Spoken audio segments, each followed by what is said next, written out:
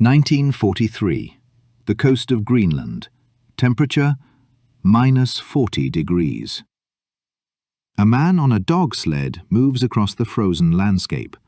Behind him, 11 huskies pull through the endless white. He hasn't seen another human being in 3 weeks. His name is Marius Jensen. He's a Danish hunter, part of a tiny patrol unit tasked with watching 2,000 kilometers of Arctic coastline. 15 men, dog sleds, rifles. That's it. And somewhere out there, in this frozen wilderness, Nazi spies are hiding. German soldiers have secretly landed on Greenland. They've built hidden weather stations. They're transmitting meteorological data back to the Reich. Data that will help plan bombing raids on London, U-boat attacks in the Atlantic, the invasion of Europe. The weather that will determine the course of World War II is being measured here, in one of the most remote places on Earth. And 15 Danish hunters on dog sleds are the only ones who can stop them. This is the story of the secret Arctic War, a conflict almost nobody knows about, a battle fought in temperatures that can kill a man in minutes, a story of Nazi spies, dog sled patrols, shootouts on glaciers, and the last German soldiers to surrender in World War II. They surrendered in September 1945, 4 months after the war in Europe ended, because nobody told them it was over. To understand why Nazi Germany would send soldiers to the frozen wasteland of Greenland, you need to understand one thing: weather. In World War II, weather wasn't just important, it was strategic. It could determine victory or defeat. Before D-Day, the Allied invasion of Normandy, meteorologists worked around the clock to predict the perfect window. A few hours of acceptable weather, that's all they had. If they got it wrong, the largest amphibious invasion in history would fail. But here's the problem. Weather in Europe moves from west to east. The storms that hit London tomorrow are over the North Atlantic today. And the North Atlantic is vast, empty, almost impossible to monitor. Except for one place, one frozen island sitting right in the path of the weather systems that shape European climate: Greenland. Greenland is the world's largest island, over 2 million square kilometers, mostly covered by an ice sheet up to 3 kilometers thick. In 1940, it was a Danish colony with a population of just 17,000 people, most of them indigenous Inuit. When Germany invaded Denmark in April 1940, Greenland suddenly became incredibly important. The United States moved quickly. They established a protectorate over Greenland, built military bases, stationed troops. Why? 2 reasons. First, the cryolite mine at Iviktut, the only significant source of cryolite in the world, a mineral essential for producing aluminium that would build 300,000 Allied aircraft. Second, weather stations. The Allies needed to monitor weather patterns over Greenland and the North Atlantic. Without that data, they were flying blind. And Germany needed the same thing. The Reich couldn't rely on Allied weather reports. They needed their own stations, their own observers, their own data.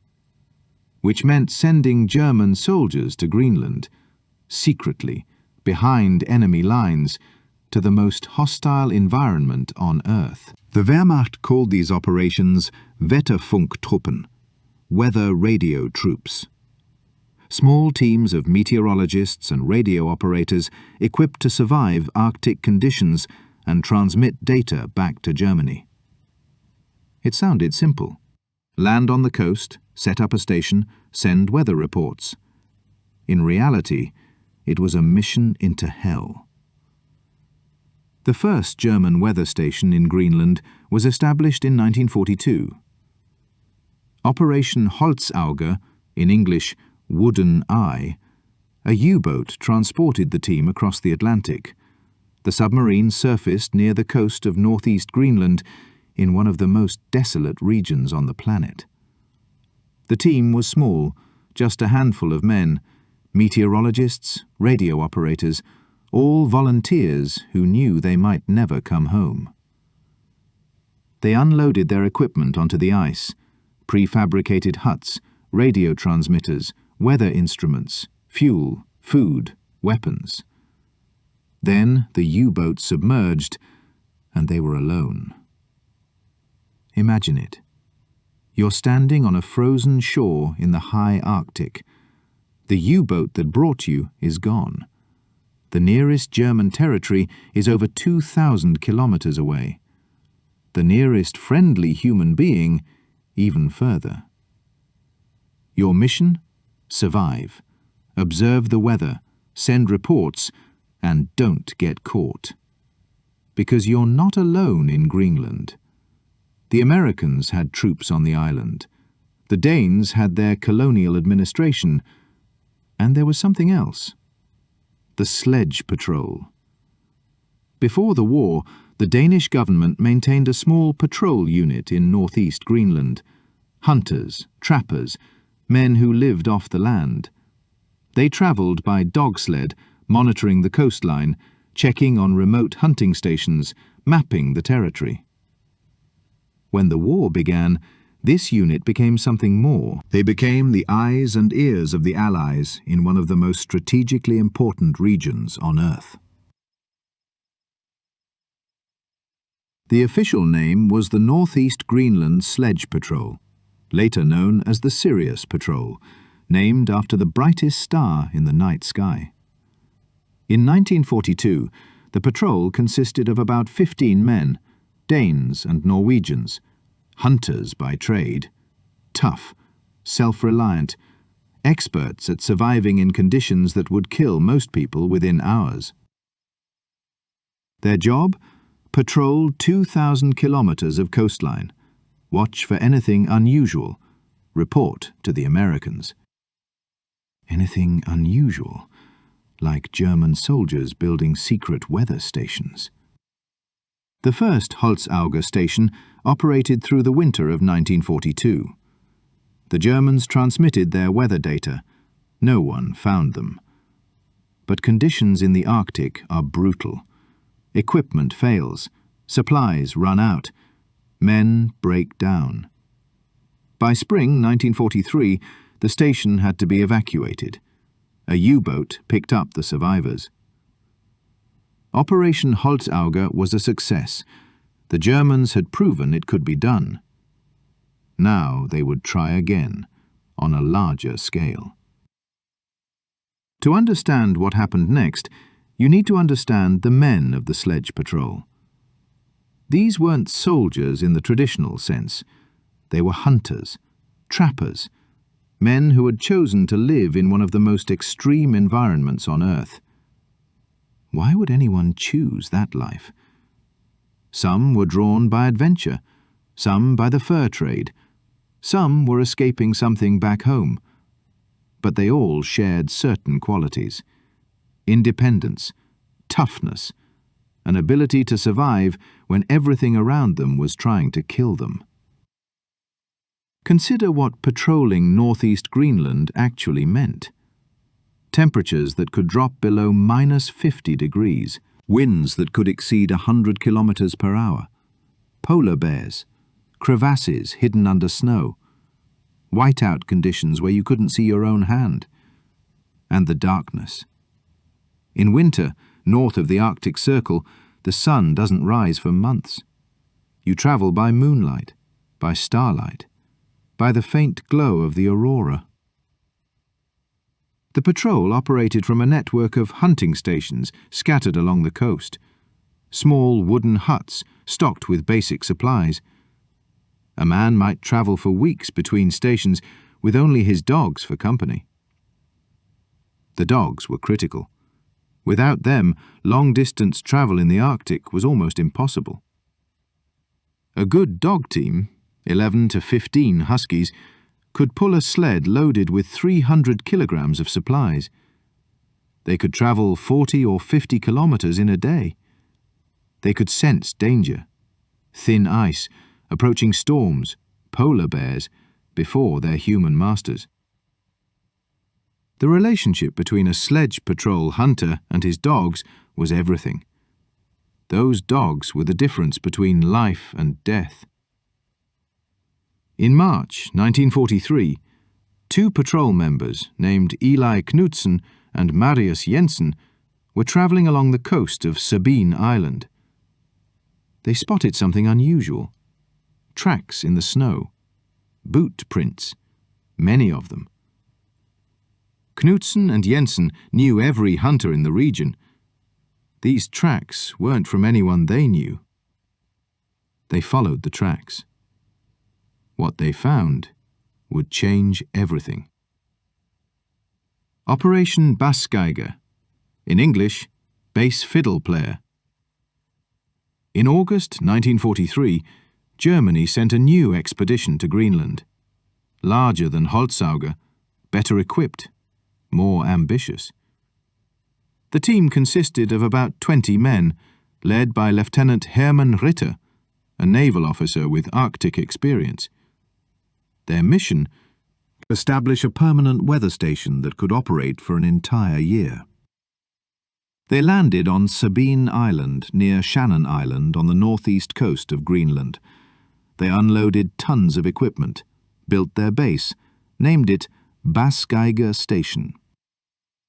The location was carefully chosen, remote enough to avoid detection, close enough to the coast for supply submarines, good meteorological position. For months, the station operated smoothly. Weather reports went out every few hours. Berlin was getting the data it needed. But in March 1943, Eli Knudsen and Marius Jensen found those boot prints. They followed the tracks toward a hunting station called Sandodden. As they approached, they saw smoke rising from the chimney. Sandodden should have been empty. No patrol members were scheduled to be there. Knudsen and Jensen approached carefully. They saw figures moving inside, men in unfamiliar clothing. Germans. The 2 Danes were outnumbered and outgunned. The Germans had automatic weapons. Knudsen and Jensen had hunting rifles. They made a decision: report back to base, get reinforcements, return in force. But as they turned to leave, they were spotted. Gunfire erupted across the frozen landscape. Knudsen was hit, wounded but still alive. Jensen managed to escape on his dog sled, bullets cracking past his head. Knudsen wasn't so lucky. He was captured by the Germans. The Germans now faced a dilemma. Their position had been compromised. The Danes knew they were here. It was only a matter of time before American forces arrived. Lieutenant Ritter made a decision. They would strike first, attack the Danish patrol stations, destroy their ability to report. And so began one of the strangest military campaigns of World War II. German soldiers in the Arctic hunting down Danish dog sled patrols. Over the following weeks, the Germans conducted a series of raids against Danish patrol stations. They attacked Eskimone Station. The patrol members escaped, but the station was destroyed. They hit Mørkefjord Station, burned it to the ground. They found the main American-Danish base at Scoresby Sound and realized it was too well defended to attack. But they kept hunting, searching for patrol members, trying to eliminate the threat. Marius Jensen, who had escaped the initial ambush, made an incredible journey.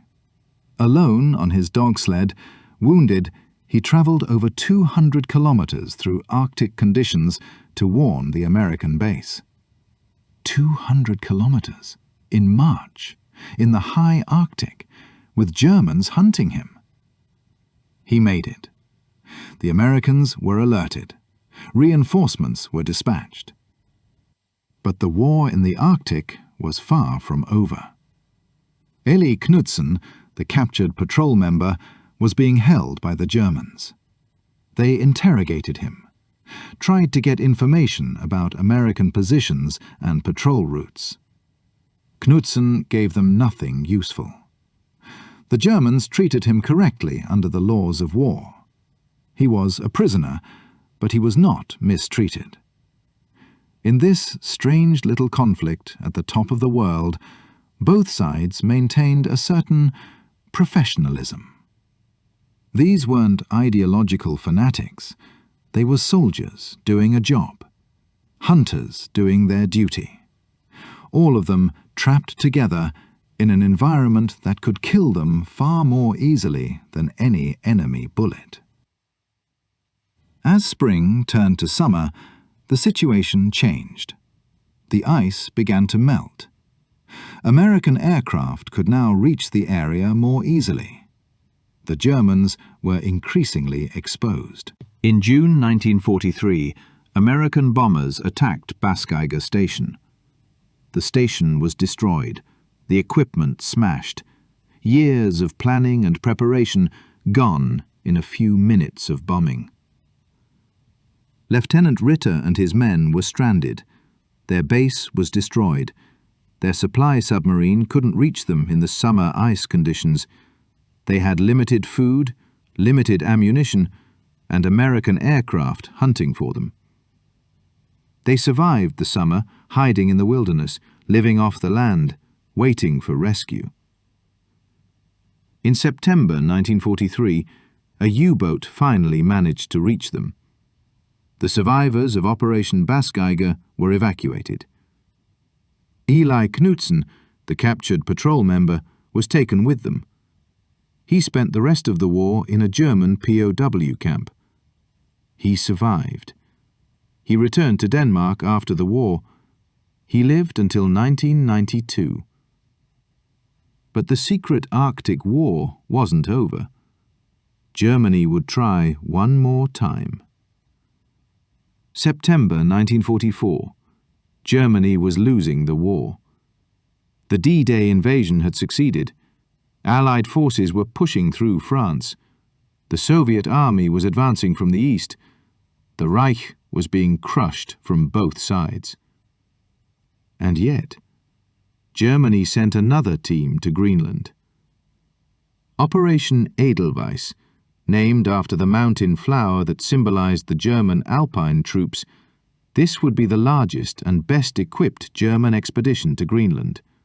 About 12 men, led by Lieutenant Wilhelm Deger, a geographer and meteorologist. They knew the risks. 2 previous expeditions had been compromised. The Americans were watching. The Sirius Patrol was on alert. But Germany still needed weather data. The war might be turning against them, but weather reports from the North Atlantic were still valuable, still worth risking lives. The team landed in northeast Greenland in September 1944. They built their station in a remote location, far from where the previous stations had been discovered. Lieutenant Deger was a careful man, an academic. He chose his location well. He maintained strict discipline. His team left minimal traces. For months, the station operated without detection. Weather reports flowed back to Germany. The data was used to plan military operations in the final desperate months of the war. The winter of 1944 to 45 was brutal, even by Arctic standards. The team was completely isolated. No U-boats could reach them through the ice. Their only contact with the outside world was the radio. Month after month, they sent their weather reports. Month after month, they received acknowledgements from Germany. And then, in May 1945, the acknowledgements stopped. On May 8, 1945, Germany surrendered. The war in Europe was over. But nobody told the team in Greenland. Lieutenant Deeger and his men continued their routine, measuring weather, sending reports, waiting for instructions that never came. They knew something was wrong. The radio traffic from Germany had changed. Messages were confused, contradictory, then absent entirely. But they had their orders: continue operations until relieved.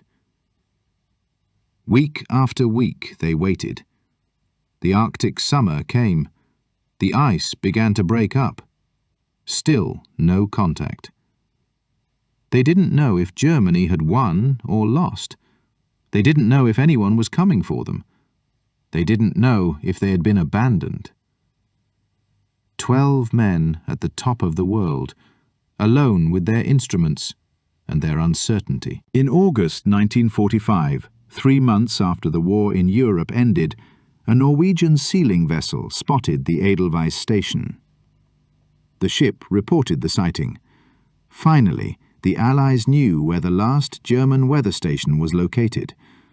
A decision had to be made: send troops to capture them, bomb the station, or simply make contact. In September 1945, a small American and Norwegian force approached the German position. Lieutenant Deeger saw them coming. He had a choice: resist, flee, surrender? The war had been over for 4 months. Deeger didn't know that, not with certainty, but he must have suspected. The silence from Germany, the change in radio traffic, the obvious signs. He made his decision. On September 4th, 1945, Lieutenant Wilhelm Deeger formally surrendered to a Norwegian officer. It was the last German military surrender of World War II. 4 months after VE Day, in Greenland, a weather station crew surrendering to a Norwegian sealing captain, not with a bang, but with a handshake on the ice. The German soldiers were taken prisoner. They were transported back to Europe. Eventually they were released. Lieutenant Deeger returned to academia. He became a professor of geography. He wrote about his experiences in the Arctic. He lived until 2005. A long life for a man who had spent the last months of the war at the edge of the world, sending weather reports to a country that no longer existed. What do we make of the secret Arctic War? In the grand scale of World War II, it was a footnote. A few dozen Germans, a handful of Danish hunters, some burnt huts and destroyed equipment, a few shots fired. No great battles, no strategic turning points, no famous victories. And yet, it mattered. The weather data collected by German stations in Greenland contributed to military planning throughout the war. U-boat operations, bombing raids, logistical movements, all affected by weather predictions. The patrols and defences organised by the Allies helped protect a critical territory. Greenland's cryolite mine, the weather stations, the air ferry route to Britain. And the human story. The human story is remarkable. Men surviving in conditions most of us can barely imagine. Hunters on dog sleds chasing Nazi spies. Soldiers enduring Arctic winters with minimal supplies. A surrender that happened months after the war ended because no one thought to tell them. The Sirius Patrol still exists today. It's now part of the Danish military. 2-man teams still patrol northeast Greenland on dog sleds, still watching, still travelling routes that were established during World War II. The last military unit in the world that still uses dog sleds operationally. When you visit Denmark, you can see artifacts from the Sledge Patrol at the National Museum. Dog sleds, rifles, equipment. Photographs of men who spent years in the frozen darkness protecting a territory most people will never see. They deserve to be remembered. The secret Arctic War is one of those stories that seems almost too strange to be true. Nazi weather stations in Greenland, Danish hunters on dog sleds, shootouts at -40 degrees, the last German surrender of World War II 4 months after everyone else gave up. It sounds like a movie, but it happened. And it happened because weather mattered, because meteorological data from the North Atlantic could tip the balance of battles fought thousands of kilometers away, because war extends into every corner of the earth. Even the frozen, empty, beautiful places we imagine are beyond its reach. If you found this story compelling, consider subscribing. This is the first video in a new series about Greenland in World War II. Next, we'll cover the Lost Squadron, 6 American fighter planes that crash-landed on the Greenland ice sheet in 1942. They were found 50 years later, under 80 meters of ice. Greenland keeps its secrets, but eventually they all come to light. Now you know.